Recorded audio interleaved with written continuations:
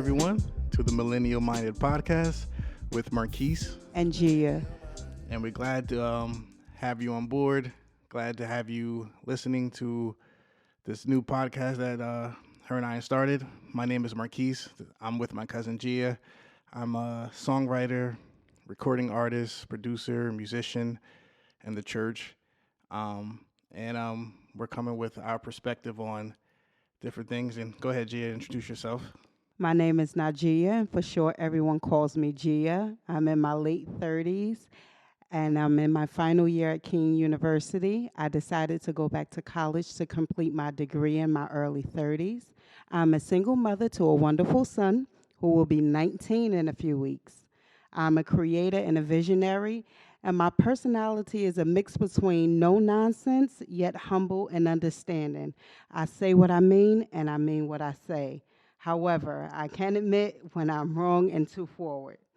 I'm assertive, and what you can expect from me is transparency and inspiration on finding your own voice and formulating your own opinion through experience, education, common knowledge, and influence on the various topics we address each week. I am a lover of Christ and a Christian, and I'm grateful for this platform and honored to share this experience with my cousin Marquise. Hello once again, everyone. My name is Gia. So that's why we have you on board. That was a thorough and superb introduction. Thank you. Clearly killed my introduction, but that's how you are. And I love my cousin.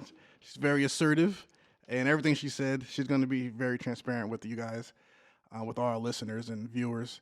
So let's get started with what's trending right now. What's trending? Trending, I saw Joe Biden claims a black man invented the light bulb, not Edison, and not Thomas Edison, sorry. And he said this at a speech in Kenosha, Wisconsin. And what is your thoughts about that? Do you think that's true? What I have to say about this is it's important that we fact check everything that people say to us and we don't just take it as a law. Okay. Yep. If a black man did invent the light bulb, we would be the first people taking credit for it. And the fact that I'm just hearing it when he's just coming out to do to address the public, it happens to be in Kenosha, Wisconsin, where they happen to be an uproar with the riots and the protesting against Jacob Blake. And he uses this opportunity to actually throw out, oh, yeah, by the way, the light bulb was created by a black man, not Thomas Edison. So I'm not going against what he's saying, but I would be careful to fact check before we take it, because we are not an ignorant people, and there should be proof, and there is a possibility that that is true because we have not been credited for a lot of things that we have created. Good so I just think we need to fact check it before we run with it. I tried to do some fact checking, and I saw that although Thomas Edison was the inventor of the light bulb, Lewis Latimer made it better and more accessible to everyone. He also, they says that he invented the telephone and not Alexander Bell, but that's another discussion. But it said he made the light bulb more durable with filament made of carbon. So he made it more accessible and better improved than what Thomas Edison did. But no one ever hears about this guy, Lewis Latimer. And just like I'm in a trucking company, a trucking industry, there's a guy named Frederick McKinley Jones who invented the first refrigerated truck. So all of our groceries, chicken and all that stuff, it goes in a truck to get shipped all around the country. But they keep it cool with some refrigeration system that this brother invented. And that company is now called Thermo King. And that's what we see in all of our trucks at the shop that I work at. It's Thermo King. Never knew this was a black person's invention. So it's like I agree with you. Like we would be running with this information if we knew about it, but we never know about it. That's We're true. never told about Black history in America and what we contributed to wars in America, inventions, just everything. We never get that credit. So I thought that was pretty cool that Joe Biden said that. He also said something really not cool or kind of ignorant about people shooting him at the. I don't know if you heard that. I didn't inform me. He said something about making a joke about black people would shoot him if he didn't do something. I forgot exactly what it was, but I was everyone was like that's really ignorant to say right now at this rally. But I thought it was cool that he brought that up. That you know we never teach people true American history. That is true. What I would say about Joe Biden is try not to get too casual and comfortable with us yet. We've been through a lot, so just take your time with the sarcastic comments and the jokes that we obviously do not find funny. Just take your time with that, and if this is true, I wouldn't use this opportunity to I guess pull it out or to point it into our direction. Maybe not capitalize on this opportunity where you have our ear. Yeah, You maybe use a different platform. The debates are coming up. You have all the time in the world to address it at the debates, but in the middle of a protest of a black man that's been paralyzed by the police, bad timing. I agree. But isn't that what politics do? They capitalize on the moment, or better yet, I don't think this is even on our list, but let's say the media. Okay. So you have right wing media like Fox News, and then you have pretty much everyone else that's left wing. Um, do you feel like the media perpetrates or like takes information and makes it more global, it spreads it out to incite or to cause an uproar about a particular subject? Let's say like a shooting of another black person, the media goes all out and exposes it, um, which is good. Um, do you feel like they're doing that to mainstream media is doing that to capitalize on something? Absolutely, they are capitalizing and they're taking advantage of, I guess, ratings and polls just to bring the viewers in. It's at the end of the day with media, it's about the dollars in a sense. If you get the viewers, you get the questions, you put it out there, you're gonna get some type of response. Right. Even with like, let's say with Jacob Blake, the media was the first to dig into his background as to his criminal past and his criminal record, and to throw that out there. Just in case y'all didn't know anything about Jacob Blake, let us just let you know that he wasn't like always a law-abiding citizen, and it had nothing to do with him being shot by the police. But that's something that it grabs our attention. Now we want to look into, well, why was he arrested and what were the charges, and does that now justify what happened to him? But again, they capitalized off the moment, Right. and they Right. dug and they found some things and they brought it to light. And now there is a question of, oh, well, he wasn't the best citizen and he may have had some allegations against him, which some things were vacated and some things were, dismissed. But they kind of put anything out there for us to make a biased opinion on. Yes. And yes. it is not fair, especially when he was a victim. Right, right. They try to say that he's not a martyr, or they try to go into his past and expose all the worst things about the person. But it's not about that. It's about just justice. Even if he did all these, or anyone did any bad things in the past, do they deserve to die? That's the issue. And we've been dealing with this issue before Jacob Blake.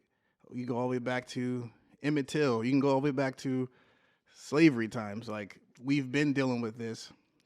We're just recording it now. We're showing you what the raps community was rapping about. and saying that you guys couldn't see or that people couldn't see.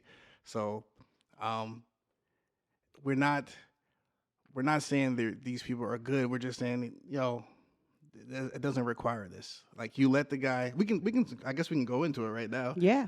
Police shootings.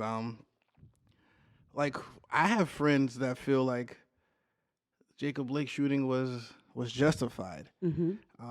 How? And that hurt me knowing that. But or hearing their thoughts about it. But I guess I got to take it as they're not black. They never walked in the shoe of a black person. They don't know our plight or our perspective. Yes. They kind of, they don't know about it. So I can see how.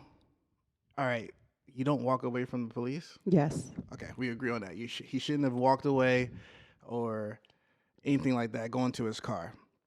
But while he's doing that, the cop, it looks like it was just following him. Mm-hmm. So why couldn't you subdue him then? Why do you let him walk to the car and then shoot 7 shots in this man's back? Like, that part I don't get how it's justified. My friends were saying, because he walked around, went into the car, you don't know what he's going to whip out. Is it a knife? Is it a gun? Is he going to shoot somebody? Stuff like that. They're saying that's why it's justified. I'm like, but shoot someone 7 times and let him walk to the car? That's how is that justified? What are your thoughts on that? So it's not justified. And just to be clear, he was shot at 7 times. Mm-hmm. 4 of them actually penetrated his body, and his 3 children were inside the vehicle when the cop shot. So I'm from a neighborhood where if you have to deal with like pit bulls or animals, first thing they tell you to do if you are going to be attacked or if you encounter an animal is to stay still. Okay. I am not calling the police animals, but I am saying that some of the things that we have seen has shown some animalistic behavior. So at this point, I have a son that will be 19, and I'm always digging in him. If you come encounter with the police, I know you know your rights and what they can and cannot do.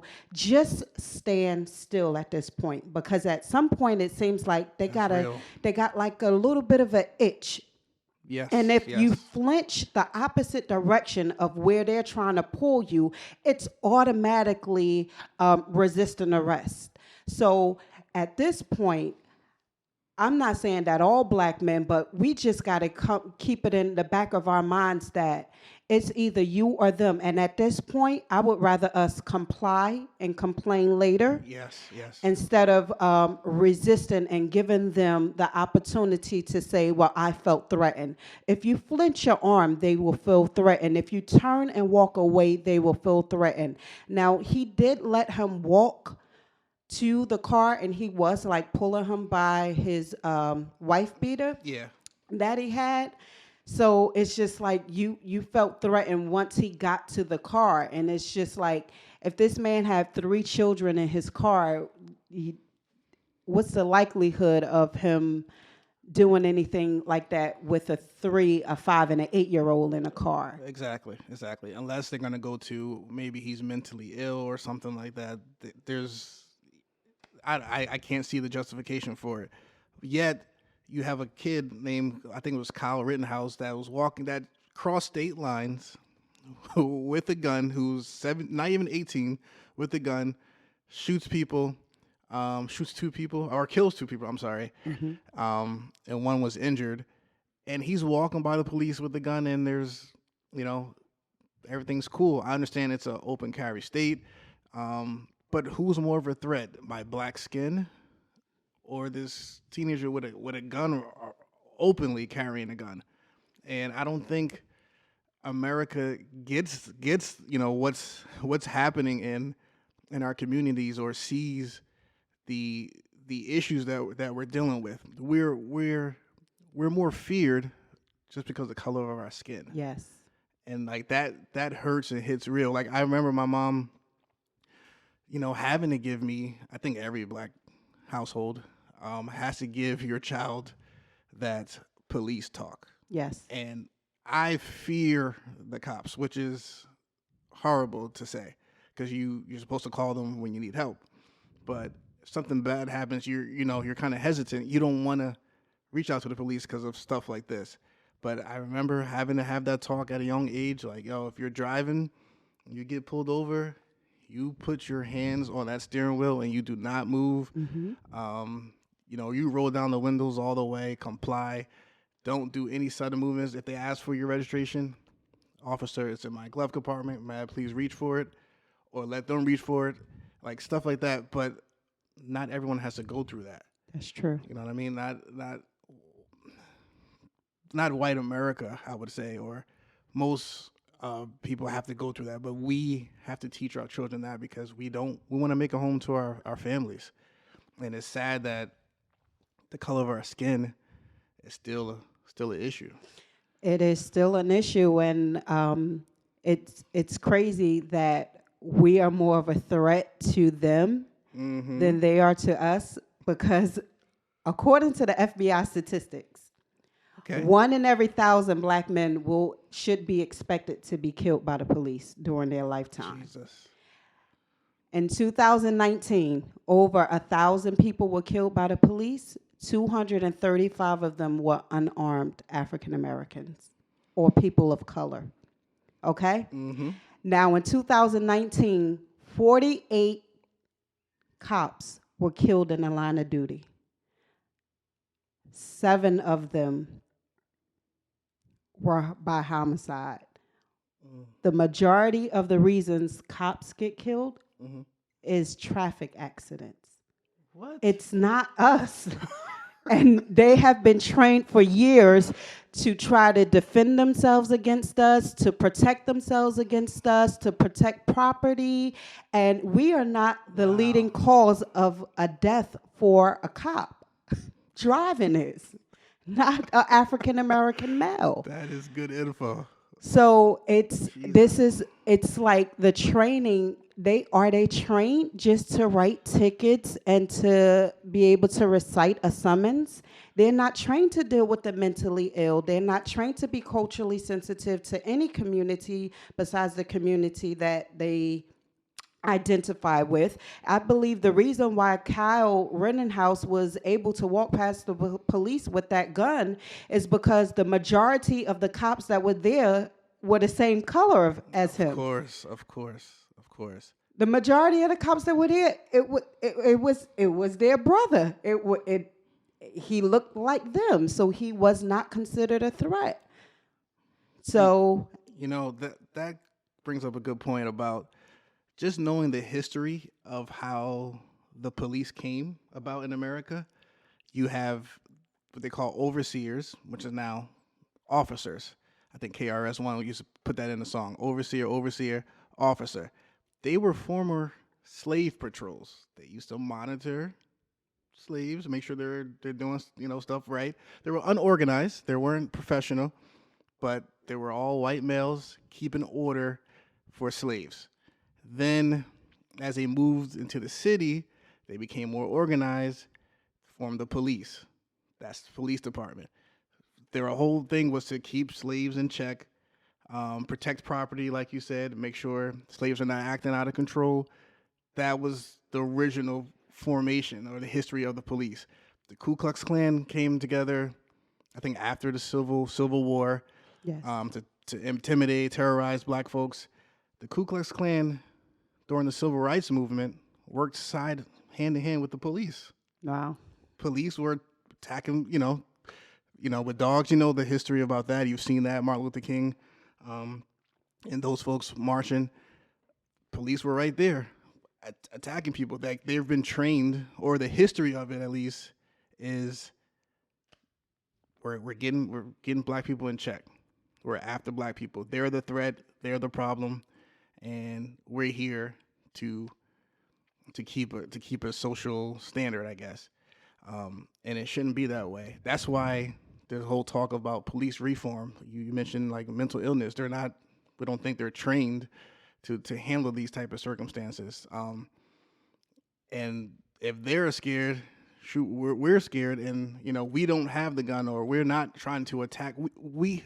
Jesus, I hate to say this, but we don't have a history of, you know, killing other races. We don't have a history of enforcing rule over people or religion on people or stuff like that. Hmm. That's not who we are. Yes, we have our own problems and a lot of stuff to do with that is, the cards that we dealt with and trying to make it out of the circumstances that we're in, and being brought here. But we don't have that history of violence like it's perpetrated to be.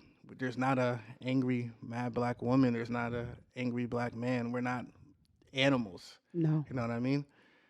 Yet we're treated like that. The basketball coach, Doc Rivers, said, we're loving a country that's just doesn't love us. And when is it going to change? We're giving our our soldiers, Hmm. our kids, our children to this country, and they don't care about us. The other one is most even popular is George Floyd. He was unarmed as well, right? He was unarmed. A box of cigarettes. He was Jesus. literally killed over a box of cigarettes and a counterfeit, which turned out actually not to be counterfeit, Oh, from wow. what I hear, Hmm. $20 or $10 bill. But for he went to go get a box of cigarettes, and for 8 minutes and 46 seconds, he was suffocated. Crazy. Same thing. I think Eric Gardner was selling cigarettes, He something was like that. selling cigarettes. Selling cigarettes. Like, why do you have to die because of that? Like, I don't get it. And then the new one that just it never stops, unfortunately. Daniel Prude. Hmm. Read briefly about that. You have more insight on what happened with that? I know it was a spit bag and something. Yeah, so with Daniel Prude, he was already sent to psychiatric screening about 8 hours prior, Hmm. but he was still decompensating. So he was still going through psychosis. So his brother actually called for the police to help him. And when the police actually did encounter him, he was fully naked. He Okay. was completely compliant when they asked him to get on the ground. He put his hands behind his back. At that time, it seemed as if they were following protocol because initially, the way they dealt with him in response to the body cam that was released, they did everything right Hmm. until he started to spit. And as he started to spit, they put a spit bag over his head, which is standard for Okay. mentally ill people. They have a tendency to spit. He was shouting out, "He was God, and I'm killing everybody, and in the name of Jesus." He was really, really sick. So once they put the spit bag over his head, that's when he started to, I guess, hyperventilate. It was just like, "Get this off my Mm. head, get this off my head." So he Okay. was still fully naked and 40-degree weather at night in March in Rochester, New York, Mm. with his hands behind his back sitting on the floor, but he was started to get agitated. And initially they turned him over on his stomach and placed a knee on him, but when he was moving uncontrollably for two and a half minutes, his face was held to the ground. And what you do see on the body cam is you can actually hear the gargling of him like Oh choking on man. his own spit or vomit. So you can hear it actually coming. And I don't understand why the cop at that point did not, it wasn't any clue. And by the time the paramedics got there, the cop that's on him was like, "He's really cold." And Jesus. it's on the body cam. It's just, and then he starts to tap Daniel like, "You okay, buddy? You okay, buddy?" At that time, he was, he had already lost consciousness. So again, they tried to follow protocol, but they still have just not been trained enough to. If he has a spit bag on and he's handcuffed, he's naked. Nobody went and got him a blanket. They should have a blanket Yeah. for him. He was Yeah. cold. He was naked. He was going through psychosis at the time, and the only covering they gave him was a spit bag, and then the shield of their body on him until the paramedics came. So He was naked with a spit bag over him in upstate New York. in upstate New York, Rochester, New York. So now we're just now hearing about it, right? This is way before George Floyd. Do you feel like police departments try to bury these types of things? 'Cause I know Oh, the mayor absolutely. mentioned she failed him. Um, yeah.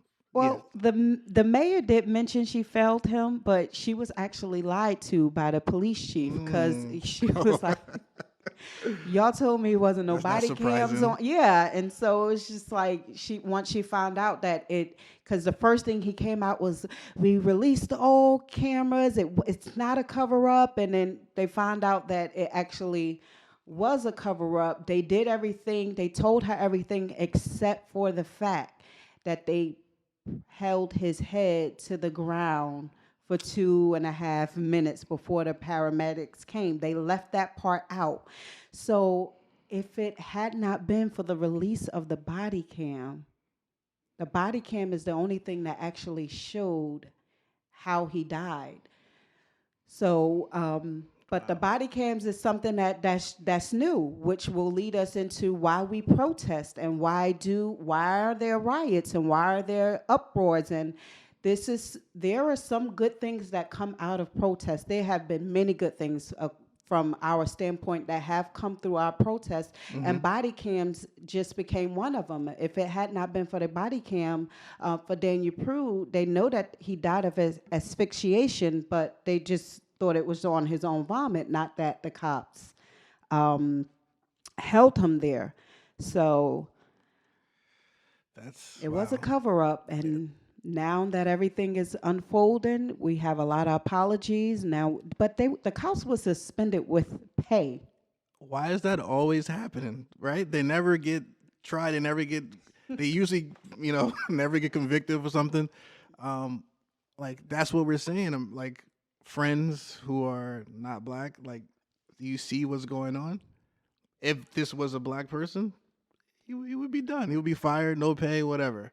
Um, if a black person was walking around Wisconsin with open camera, I've seen videos. I've seen a video where they did a test to show the racism in the police department. A white guy and a black guy walked with the AR-15. White guy walks out, cop stops him. Hey, why are you walking around with your? It's an open carry state. Why are you walking around with your gun? He's just like, I'm just, these are my rights. I'm enforcing my rights. They ask him a couple more questions. That's it. Black guy does the same thing, same area. 5 cop cars come out, guns pointed at the man, telling him to get down. He has to lay flat on his face. Thank God he complied. He didn't get killed or anything like that. And it's on YouTube. You can search it up. They take his gun and they arrest him. Doing the same thing that the white person did, just walking around with his gun in an open carry state. Nothing happens to the white person, doesn't get locked up. Black guy, of course, it's a different story. So that's what we're saying, man. Like we're tired of it. That's why these protests, and unfortunately it turns to rioting and looting. But, when you're fed up, you're fed up. These communities is fed up. This is what happens when your voice is not heard and you've been oppressed for years. For years, decades. And it's not changing. The stuff that they're still fighting about or was fighting about in the 60s, we're still dealing with today. But that's another subject. What we got next to go on? Well, what I would like to point out is what protests have led to, because we're fed up now, but we were very civilized when we started to protest. Besides the Haitian Revolution, which was the biggest protest, we have been silently protesting without saying one word since 1917. We have been marching without saying a word. We sat in without saying a word. We sat down. We rode buses. We marched without saying one word. And most of those protesters were nonviolent protests. Yes. It was and because it was a nonviolent protest, they couldn't handle that even more. So the nonviolent protests usually ended up with more violence coming to us. But if we reciprocated with violence, it was null and void. Yeah. It was Yeah. basically we felt what we came to accomplish if you were to fight back. Now that was in 1917. 50 years later, the March on Washington was also a peaceful protest. The March on Selma, by the time they got to the end, they were met with batons, they were met with water holes, they were met with dogs, and they were met with police, and they were met with brutality. That's 1956, 55. Yes. Yes. It's 2020. Mm-hmm. As you said, we're tired. We done tried it. We kept our mouth closed, we walked. We kept our mouth closed, we sat. We kept our mouth closed, we boycotted. We sang. We did all that. We sang, we cried, we pleaded, we begged. 2020, you're getting a whole nother generation that is not as compliant. Okay. Civil. Okay. Or Peaceful. civil, yes, as our ancestors or our grandparents were. This is a different population, and we're not taking it anymore. And I do not condone looting, but I do condone protesting. It does work. It led to the civil rights movement. It led to the boycott, the Montgomery bus boycott, led to us being able to sit on. It actually led to the end of discrimination in public places. Yes. Yes. Okay, the Brown versus Board of Education led to us being integrated back into school. So these are some of the things that was progressive for us. The sit-ins led to us being able to go get a cup of coffee wherever we wanted to go get a cup of coffee. So those things work for us. Now the riots is something different. The riots, now when people start rioting, protests didn't work. So now they say, we're going to burn it all down. We're going to burn it all down. And for those that think that we are actually burning our own communities, if you look into it, we're burning the thing. They were burning the things in the community that were not actually owned by African Americans. It was just like, okay, they don't hear us. Are you listening yet? Are you listening now? Once we dig into the pockets. The looting basically is just like, we're going to burn it and we're going to take what's inside of it. I don't condone it, but those are three different entities: protesting, rioting, and looting. And it actually four with boycotting. Boycott. I'm sitting here, or I'm not going to give you my money. I'm not going to pay for this purchase. I'm not going to contribute to any revenue that will benefit you. So we've done it all, and now we're recording. Yeah. So like, how do you want us to protest? We've done it every way possible. Colin Kaepernick took a knee. They went crazy on this man, and now they're like, oh, he was right. Yeah, he was right. We should have listened. Yada yada yada. What you brought up a good point though. You said something about integration. Like you'd be able to buy a coffee at anywhere you want. Yeah, the Woolworth sit-in in I believe 56. How do you? Do you feel like integration kind of hampered us? Meaning we were at one point independent. We relied on, all right, you don't want us. We don't want your coffee or your food. We have our own food and our own businesses, our own Black-owned stuff.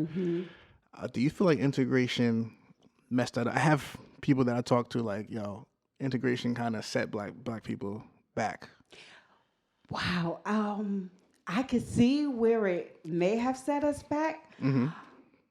But like, if you don't want me at your hotel, why would I stay at your hotel? Well, yes. You don't want me to eat your food. Why am I going to trust that you're not going to spit in my food once we're integrated? Well, what was happening when we started to integrate was it was more so college students. We were starting to be educated and getting into colleges and universities, and we were separate from our hometowns and whatnot. So um, you weren't able to go home and get food, and you weren't able, they didn't have, cafeterias in Okay. college campuses. So the college students is what started the integration, because before integration it was like separate but equal, and we were actually Well, never never equal. equal. That's right. So it was Jim Crow laws that we were fighting against. It's like, okay, well, you can have a cup of coffee, but you got to get it on the curbside on your way out. You can't Jesus. sit inside my establishment to drink your coffee. You can't sit on this chair and have your hot dog for lunch as a college student. So those were the things um, that started to agitate us, and why we decided to be integrated, because it was just like our grandparents weren't going to the nearest coffee shop to buy from them. Again, like you said, we had our own, we built our own, we made our own, because we couldn't even trust what they would do with ours. But it was the travelers and the educators and Good point. college students that had Mm-hmm. no other place Alternative. to Okay. go. So Yeah. that's when they got tired of it. It's okay, you don't want me to sit here, we all gonna sit here. Right. So, okay, that's a good point. I didn't even think about the travelers and the colleges having to go through that. But do you feel like, because now it's all about, all right, we're trying to promote Black entrepreneurship and Black ownership and Black farming and Black agriculture, which, we're not taught how to do that. Our ancestors knew how to do these things and provide for themselves. If something were to happen, we don't know how to live off the land right now. We're dependent on somebody. We're dependent on a supermarket or anything like that. So now we're trying to get back to Black owned, but we already had it Yeah, at one we point, did. and we kind of gave it up for this integration, right? Do you agree with that or no? Oh, I don't believe we gave it up. I believe we had it, but it wasn't for everyone. Remember, you were a social class and status to have certain things, so it wasn't available to everyone. And in the points of agriculture and getting back into Black farming and whatnot, I think we have been, I guess, so desensitized by what our ancestor had to go through with keeping up their farms. We ain't working on no farms. Wait We'll do the industrial industry, but we ain't working on no farm. Like, so it's just the mentality of getting back to like, this is what they went through, picking through things and farming. And so I think it's our mentality now to where you say now, if we do have to rely on certain people because we're not doing it ourselves again. So I just think we just need to educate ourselves to get back into sustaining life on our own Yes. and on our own terms. So yeah, I do agree that that's something we definitely need to get back to. That's a good point. Like, I guess we've been doing it all those years. We ain't doing it. No 400 more. years. We ain't We've been doing on your farms for 400 years. We ain't going back to farm work. But now we see, like, yo, this is really pivotal. Like, I think Elijah Muhammad, Nation of Islam, like, he has Muhammad Farms that's still producing money. Oh, really? Till this, yeah, they still, give their crops to stores that buy from them. Oh. Still, it's a longevity thing. Other people are doing it. Why aren't we doing it? But that's a good point. Well, we migrated from the South where it was prevalent at that time. Because the laws were so bad, we kind of really came up north to get industrial jobs and stuff like that, and domestic work, because it was extreme work to do. And of course, we're known, we're built people to do it. We come from Africa. This is where we are. We're made for the heat. We're made for the sun. We're made to endure. But because it was so tedious and it was so strenuous, a lot of us migrated from the South to get away from it. So now to think that maybe we could get like a little greenery to start it back over, That's something to think about. Yeah. We were the best after the Civil War. We were the best skilled laborers out there. Like, after the Civil War, that was probably when America was great for us. We had our own banking system. We were thriving after the Civil War. They had to hire us. We knew how to do everything. Skilled labor was in, and I guess it's never going to go away. Technically, right? You still need skilled laborers, but I see all right. We've done all that. We're migrating from that. We want to sit down in an office or whatever and do digital work. But that skilled labor is important. When you don't have somebody to do it, Yeah. you kind of, you got to be able to do something. We got to catch 22 with the skilled labor, though. Talk to me. Only because after the Civil War, 400 or 4 million? Okay. 4 million African slaves were freed. Mm-hmm. And after the Civil War was like 1870, that's when they started to say, okay, we can treat you like civilians now. Now you have a right to vote. So because they were so skilled in labor, they were not educated. So what happened is people often think that it was until the 60s, the 50s and 60s that we got the right to vote. No, we got the right to vote in 1870. But what they did for 95 years is say, can you recite the Constitution? Mm-hmm. Can you recite the laws? Can you read? Can you write? Can you tell time? If you could not do any of those things, you did not have the right to vote.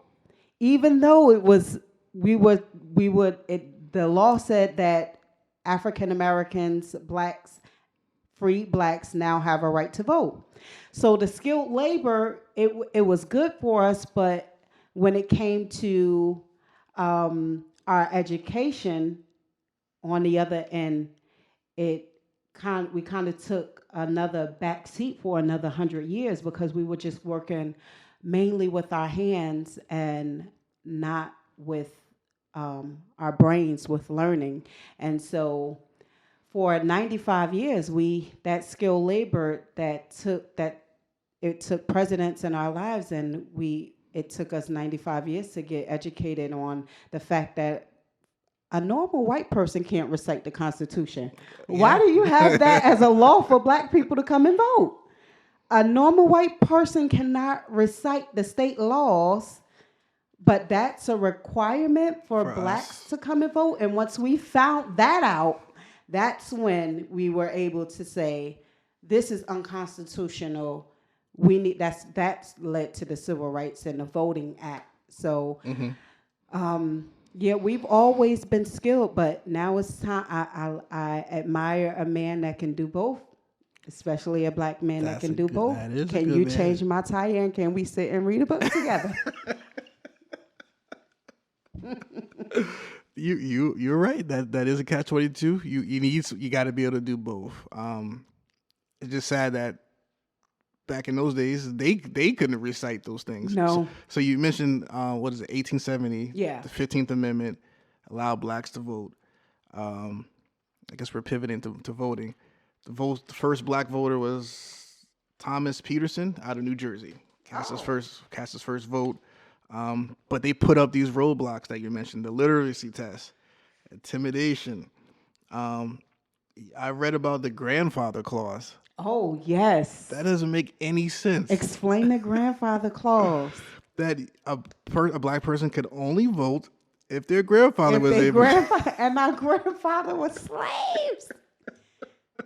But we couldn't read to really catch this in 1870. I mean, it was caught by some, but it wasn't enough of us protesting against this to make noise. But the grandfather clause, anytime I hear about being grandfathered into anything, my mind automatically goes back. I never thought about that. It's like, if you get into an apartment or you get into a job or something, you grandfathered in. Like you got your grandfather.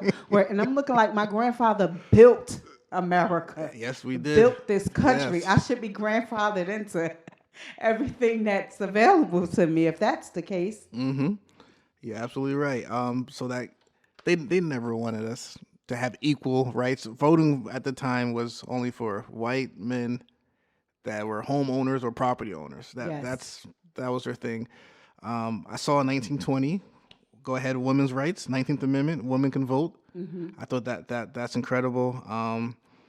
What other stuff I saw about voting? Then you mentioned the Voting Rights Act in 1965, that you can't discriminate someone or stop someone from voting based on race. So we have come a long way with the voting. Does your vote count? Does voting change things? Because I know I've read like it's very pivotal that you vote locally at the local level. We're not really taught that too much, but it's like important to like go to these town meetings or whatever the case is and get involved in your community. See who that prosecutor is for your state or that district attorney is, and like if they're not for your cause, you have the right to vote them out locally. We don't really. I haven't been pushed that. Like only vote I know is like the presidency. Do you feel like your vote makes a difference? Sad to say, I do not feel like it makes a difference because it's not enough of us to make a difference. So when we all vote, it will make a difference. We saw that with Barack Obama becoming our first black president. But I'm in between of, yes, my vote counts. My people suffered and they died for this and they pleaded for this, and it's something that I have to do. And then when you kind of get candidates that it seems like it's the lesser of two evils, it's like, okay, well, who do I vote for? What party do I vote for? So now it becomes a part where I must educate myself, because it's like, oh, I don't really agree with everything that's coming from the Republican Party, and I don't agree with everything that comes from the Democratic Party. But if I go to the Independent Party, it's kind of taking a vote from either of the two. It's just like if I vote independent, this one could get it anyway. So sometimes I do feel like African Americans in general can feel like, does it matter if we vote? Will it really count? Does it help anything is it practical to what we are enduring as a people as of right now? The only way we'll be able to justify or get some type of relief is when we have a clear agenda in front of us of exactly who we're voting for and what they are for, what they are against, and does it relate to me? If it doesn't relate to me, there we go. I may not really care. Like it's certain things that does not relate to me, I may not necessarily show interest. But if it directly affects me, my people, my child, my employment, my health care, my education, if it directly affects me, okay, I'm going to do a little bit more research and see what I need to do to vote in one direction or the other. I think that's perfect, Gia. So we have to come together, I think is one thing, and write out, what do we want? What do we want? What are our agendas? And then present them to, Mr. White Man, Miss White Lady, or whoever the case is. These are what we want. These are our goals. This is our agenda. This is what we plan. This is what we want. If you can meet these requirements, you can have our vote. If you can't, then we can't give you our vote. Or we need to do our own party. Oh, wow. Come on. We need to go ahead and get our own party that we vote for the things that we want, like our community, what we want to see make a difference, stuff like that.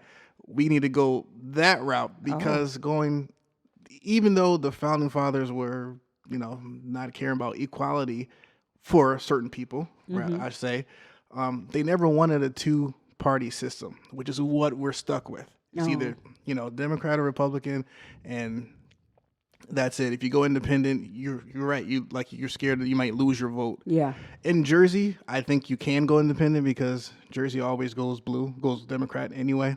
So I try to go an independent route in Jersey, but generically speaking, you're worried that you're going to lose your vote to one of the other parties. But if we come together, make our own plans and agenda, we can even start our own party. Then we have a voice. We taking votes from everybody. Yes. Because this is what we want in our communities. This is what we want to see happen, and we just have to come together and do that, which is probably the hardest part of doing it. Just coming together, write the vision, make it plain. This is what we want, and we can present it to people. But if they can't meet them, then we do our own thing. Take the power. We're the people. We have the power. We don't want to give the power to these two parties or to the government. We are the people. We have the power to make change in our society. So as far as voting, I think we need to go that route. But we've never had a fair shake when it came to voting. Kind of racism's like embedded in the DNA of America. Yes. And talking to some people that I've worked with and stuff, like they can't, for some reason they can't see that, or they disagree. They don't understand, the plight that minorities have to go through in this country, which is really sad. But we're praying for healing in this land. There's something that you said about the lesser of two evils. I forgot what I wanted to piggyback off that. If it comes back to me, I'll bring it up. But what do we got next on here? Is that everything? Yeah, well, for this first podcast, we really want to get out the things that's been on our hearts and in our faces and in the media that we wanted to address. It is deep, it is heavy, but it's necessary right now. We are a podcast where we have our own voice, and we are encouraging everyone to also find their own voices. So with the vote and the protests and the history that we've gone through on police brutality, this is the voting year, and I urge you to watch the debates, listen to what people are saying, and listen to the opposing party too. Yes, right. Yes, listen to what everyone is saying. Jot down some things that you didn't hear that you want to hear. Right now, everybody wants to hear, is there going to be a cure for the coronavirus? What's happening with the 51 million Americans that are unemployed? What's happening with Trump promised 10 million jobs in 10 months? And we are already in September of 2020. These candidates can no longer just spew out things for us to just accept. We have to hold people accountable for what they are promising the people, because they want our vote to be our leaders. And as leaders, they should be held responsible for the things that they say, the things that they tweet, the things that they ignore, and the things that they justify. Yes. So, that's what we really wanted to cover today. I appreciate that, Gia. And I remember though, the lesser of two evils. You said you can't agree with some things on the Republican side. You have to choose between lesser of two evils. Yes. Something like, how do you do that? Like, if your moral compass says like, all right, Democrats support abortion, Republicans don't. Or, the Republicans don't. That's more, and we're both Christian. Those are more Christian-related views. Yes. What would you choose between that? Just on that one subject. So, what I read, if I'm not mistaken, is it's not that Republicans did not agree to abortion. I think it was like up to the 9th month, when the baby has like a heart and something like that. I could be mistaken, but it wasn't like they were totally opposed. It was just like, well, Democrats will allow for abortion up to the fourth trimester. And I do not believe that with my religion and my beliefs. I am against that. But some things override other things. Okay. And you feel like I still believe a woman has a right to choose as well. You do? I do. I do believe a woman has a right to We choose. may have to So set that we up for will next be episode. getting into it. Yes, we will be getting into it. You are pro-choice, is what you're saying. I am. Okay. I'm pro-choice, but I do not believe in abortion. I know that sounds weird. I would not take you there. I would not advocate for you to go there, but I could understand why you made a choice to make that decision and not hold it against you, if that makes sense. That does make sense, actually. Yeah, I won't be the vehicle to put you in there. And I have a story about that. We will get into that, and there's a reason for that. I have my own light and revelation when it came to my personal choice that that garnered me towards why my decision is to not be that vehicle to have an abortion. But I do understand some of the reasons why women do have them. Okay. That's great. Listen, thank you, everyone. This is our first episode of the Millennial Minded podcast with Marquise and Gia. So thank you for tuning in. We're gonna keep the content coming. Try to do it weekly, but most importantly, we're gonna be consistent. So you look forward to hearing from us, and check us out on Instagram at millennial.minded. We just started our Instagram page. Email us at the millennialmindedpodcast@gmail.com. We'll be reading every email, responding to any questions, comments, thoughts, and content. You know, if you have some topics that you want us to get into, please email us. We will read everything. We're going to be starting. We do have a YouTube channel. We haven't posted any videos yet, but we're going to start that too. So just stay tuned. We hope you guys enjoyed this first episode, and you tune in and keep on coming on back. All right. Bye, guys. Bye, guys. Peace out.